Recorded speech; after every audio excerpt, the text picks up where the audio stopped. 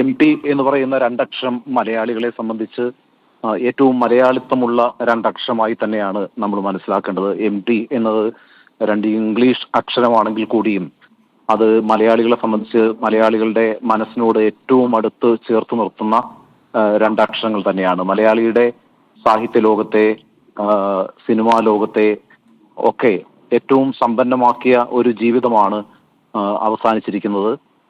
M T വിട പറയുമ്പോൾ യഥാർത്ഥത്തിൽ ഓരോ മലയാളിയും ഏറ്റവും ദുഃഖത്തിൽ ആകുന്ന ഒരു സമയം കൂടിയാണിത്. മലയാള ഭാഷയെ, മലയാളത്തിന്റെ സൗന്ദര്യത്തെയൊക്കെ ഇത്രയധികം ആഘോഷിച്ചിട്ടുള്ള ഒരെഴുത്തുകാരൻ വളരെ അപൂർവമാണ് നമ്മുടെ സാഹിത്യത്തിൽ എന്ന് തന്നെ പറയാം. എം ടിയുടെ വിട പറയൽ എന്ന് പറയുന്നത് ശരിക്കും മലയാളിയെ സംബന്ധിച്ച് ഏറ്റവും ദുഃഖകരമായ ഒരു നിമിഷം തന്നെയാണ്. എം ടിയുടെ പുസ്തകങ്ങൾ വായിക്കാത്തതോ എം ടിയുടെ സിനിമകൾ കാണാത്തതോ ആയിട്ടുള്ള ഒരു മലയാളിയും ഉണ്ടാകും എന്ന് ഞാൻ വിചാരിക്കുന്നില്ല. ഏതെങ്കിലും ഒരു ചെറുകഥയോ ഏതെങ്കിലും ഒരു നോവലോ ഏതെങ്കിലും ഒരു ചലച്ചിത്രമോ എം ടിയുടേത് കാണാത്തതോ വായിക്കാത്തതോ ആയിട്ടുള്ള ഒരു മലയാളിയും ഇന്ന് ലോകത്തുണ്ടാവില്ല.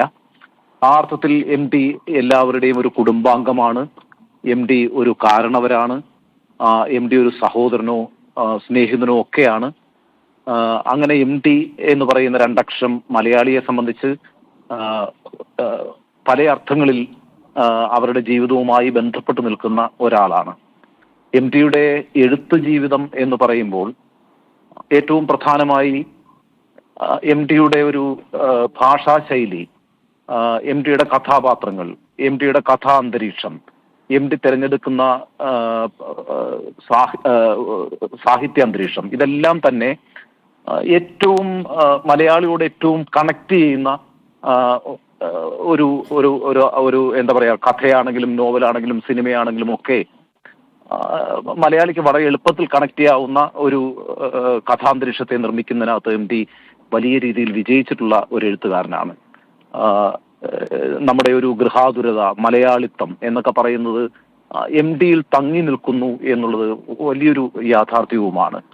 നാലുകെട്ട്, അസുരവിത്ത്, കാലം, രണ്ടാമൂഴം, അങ്ങനെ മനോഹരങ്ങളായിട്ടുള്ള നോവലുകൾ, അതുപോലെ വളർത്തുമൃഗങ്ങൾ തുടങ്ങിയിട്ടുള്ള ചെറുകഥകൾ, ഏറ്റവും അവസാനം എം ടി സംവിധാനം ചെയ്തിട്ടുള്ള ഒരു ചെറുപുഞ്ചിരി എന്നുള്ള സിനിമ, ഇതെല്ലാം തന്നെ മലയാളിയെ സംബന്ധിച്ച് ഏത് മലയാളിയാണ് അത് കാണാത്തത്, ഏത് മലയാളിയാണ് അത് വായിക്കാത്തത്?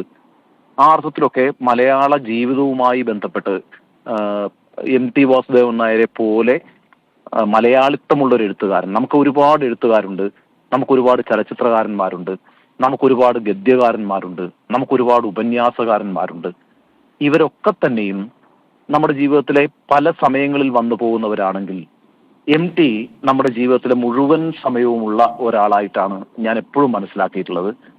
എം ടിയെ പോലെ ഇത്രയും നമ്മളോട് അടുത്തു നിൽക്കുന്ന വേറൊരു എഴുത്തുകാരനെ, അത് പഴയ തലമുറയിലായിക്കോട്ടെ, എം ടി ജീവിച്ചിരുന്ന കാലഘട്ടത്തിലായിക്കോട്ടെ, എം ടിക്ക് ശേഷമുള്ള തലമുറയിലായിക്കോട്ടെ, എം ടിയെ പോലെ അടുത്തു നിൽക്കുന്ന എഴുത്തുകാര് വളരെ അപൂർവമാണ്.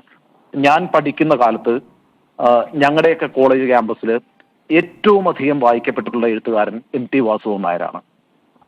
അങ്ങനെ ഒരു എന്താ പറയാ, ഏറ്റവും പുതിയ തലമുറയോട് കമ്മ്യൂണിക്കേറ്റ് ചെയ്യാൻ പറ്റുക എന്ന് പറയുന്നത് അത്യപൂർവമായ ഒരു കാര്യമാണ്. ഇപ്പം എം ടിയുടെ ഏത് കാലഘട്ടത്തിൽ, എം ടി ജീവിച്ചിരുന്ന കാലഘട്ടത്തിലും എം ടി എഴുതിക്കൊണ്ടിരുന്ന കാലഘട്ടത്തിലും അതിനു മുമ്പുള്ള തലമുറയിലാണെങ്കിലും ആ കാലഘട്ടത്തിലാണെങ്കിലും അതിനുശേഷമാണെങ്കിലും എം ടി സ്വാധീനമായി മാറാത്ത ഒരു മനുഷ്യനും മലയാളത്തിലുണ്ടായിരിക്കില്ല. യഥാർത്ഥത്തിൽ എം ടിയെ ഏറ്റവും ഇഷ്ടപ്പെട്ട എഴുത്തുകാരനാക്കുന്നത് എല്ലാ മനുഷ്യരോടും കമ്മ്യൂണിക്കേറ്റ് ചെയ്യാൻ കഴിയുന്ന ഒരു ഭാഷാശൈലിയും എഴുത്ത് രീതിയും ഒക്കെ എം ടിക്ക് ഉള്ളത് കൊണ്ട് തന്നെയാണ്. എം ടിയുടെ ഒരു സാധാരണഗതിയിൽ ചെറിയൊരു എന്താ പറയാ, അക്ഷരം വായിക്കാൻ അറിയുന്ന ആള് മുതൽ വലിയ ഡോക്ടറേറ്റ് എടുക്കുന്ന ആളുകൾക്ക് വരെ ഏറ്റവും പ്രിയങ്കരനായിട്ടുള്ള എഴുത്തുകാരൻ ആരാമെന്ന് ചോദിച്ചാൽ വളരെ എളുപ്പത്തിൽ അവർ പറയുന്നൊരു മറുപടി സ്വാഭാവികമായിട്ടും എം ടി വാസുദേവൻ നായർ എന്ന് തന്നെയായിരിക്കും. അത് എല്ലാ മനുഷ്യരോടും കമ്മ്യൂണിക്കേറ്റ് ചെയ്യാൻ പറ്റുന്ന രീതിയിൽ ഒരു ചെറിയ പ്രദേശത്തെ, ഒരു ചെറിയ കഥാന്തരീക്ഷത്തെയാണ് എം ടി അവതരിപ്പിച്ചിട്ടുള്ളത്.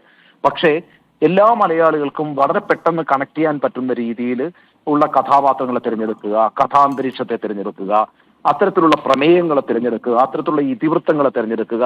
ആ രീതിയിലൊക്കെ MT വളരെ സൂക്ഷ്മതയോടുകൂടിയാണ് മലയാളത്തിൽ അദ്ദേഹത്തിന്റെ രചനാ രീതിയെ മുന്നോട്ട് കൊണ്ടുപോയിട്ടുള്ളത്.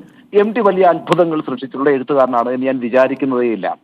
MTയുടെ നാലുകെട്ട്, അല്ലെങ്കിൽ MTയുടെ കാലം, അല്ലെങ്കിൽ MTയുടെ അസുരവിത്ത്, അല്ലെങ്കിൽ MTയുടെ രണ്ടാം ഇതൊക്കെ ഒരു സാമാന്യ നോവലായിട്ട് മാത്രമേ ഞാൻ കണ്ടിട്ടുള്ളൂ ഒരു വായനക്കാരൻ എന്നുള്ള നിലയ്ക്ക്. പക്ഷേ ഈ സാമാന്യ നോവല് എല്ലാ മനുഷ്യരുമായും കമ്മ്യൂണിക്കേറ്റ് ചെയ്യുകയും എല്ലാ മനുഷ്യരുടെയും ജീവിതത്തെ സ്വാധീനിക്കുകയും ചെയ്യുന്നത് വളരെ അത്ഭുതത്തോടുകൂടി കണ്ടിട്ടുള്ള ഒരു വായനക്കാരൻ കൂടിയാണ് ഞാൻ.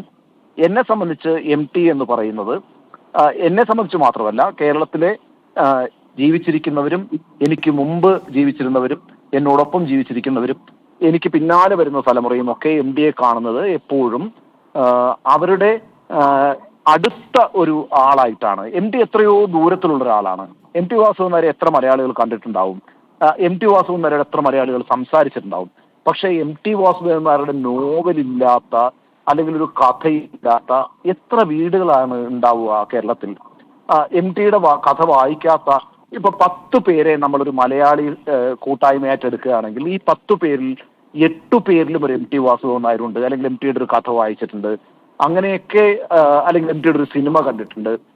ഇപ്പം നമ്മൾ എല്ലാ സമയത്തും എത്രയോ വലിയ ചലച്ചിത്രങ്ങൾ നിർമ്മിച്ചിട്ടൊരു ഭാഷയാണ് നമ്മുടേത്. പക്ഷെ ഒരു വടക്കൻ വീരഗാഥ എന്ന് പറയുന്ന സിനിമ ഏത് മലയാളിയാണ് കാണാതിരുന്നിട്ടുള്ളത്? വടക്കൻ വീരഗാഥ കാണാത്ത ഒരു മലയാളിയും ഉണ്ടാവും എന്ന് ഞാൻ വിചാരിക്കുന്നില്ല. അപ്പൊ ആ അർത്ഥത്തിലൊക്കെ എല്ലാ മനുഷ്യരുമായും സംവദിക്കുന്ന, എല്ലാ മനുഷ്യരുമായും ബന്ധപ്പെട്ട് നിൽക്കുന്ന, എന്നാൽ എത്രയോ ഉയരത്തിലും എത്രയോ അകലത്തിലും നിൽക്കുന്ന ഒരു മനുഷ്യനാണ് MT വാസുദേവൻ നായർ. MT വാസുദേവൻ നായരെ കാണാൻ വേണ്ടിയിട്ട് കേരളം എത്രയോ സമയം കാത്തു നിന്നിട്ടുണ്ട്. ഞാനൊക്കെ എൻ്റെ കോളേജ് കാലത്തൊക്കെ ആലോചിക്കുമ്പം MT വാസുദേവൻ നായർ വരുന്നു എന്ന് പറഞ്ഞാൽ തന്നെ ആ ജില്ലയിലൊരു ഉത്സവമാണ്. ഇപ്പൊ എൻ്റെത് ഒരു ചെറിയ നാടാണ്, ആലപ്പുഴ പോലൊരു സ്ഥലത്ത് ആണ് ഞാൻ പഠിക്കുകയും വളരുകയൊക്കെ ചെയ്തിട്ടുള്ളത്. അപ്പൊ അവിടെയൊക്കെ MT വാസുദേവൻ നായർ എത്തുന്നു എന്ന് പറഞ്ഞാൽ ആ ജില്ല മുഴുവൻ ഒരു ഉത്സവമാണ്. അങ്ങനെയൊക്കെ ആരാണ് ഇന്നിപ്പം ഉണ്ടാവുക? ആ അർത്ഥത്തിലൊക്കെ ഈ മലയാളി ജീവിതത്തെ ഇത്രയധികം സ്വാധീനിച്ചിട്ടുള്ള ഒരു എഴുത്തുകാരൻ എന്നുള്ള നിലയ്ക്ക് മാത്രമല്ല, MT പിന്നീട് ഒരു 60 വയസ്സിന് ശേഷം MT എത്ര വലിയ എഴുത്തെഴുതിയിട്ടുണ്ട് എന്ന് ചോദിച്ചാൽ എനിക്കതറിയില്ല. പക്ഷെ 60 വയസ്സിന് ശേഷമുള്ളൊരു MT ഒന്ന് ആലോചിച്ച് നോക്കൂ. ആലോചിക്കുമ്പോഴേക്കും MT ഒരു വലിയ കാരണവരായിട്ട് എല്ലാ വീടുകളിലും ഉണ്ടായിരുന്നു എന്നുള്ളതാണ്. MTയെ ഇഷ്ടപ്പെടുകയും MTയെ സ്നേഹിക്കുകയും MTയെ ആരാധിക്കുകയും ഒക്കെ ചെയ്യുന്ന മനുഷ്യന്മാരാണ് കേരളത്തിലുള്ള ആളുകൾ മുഴുവൻ.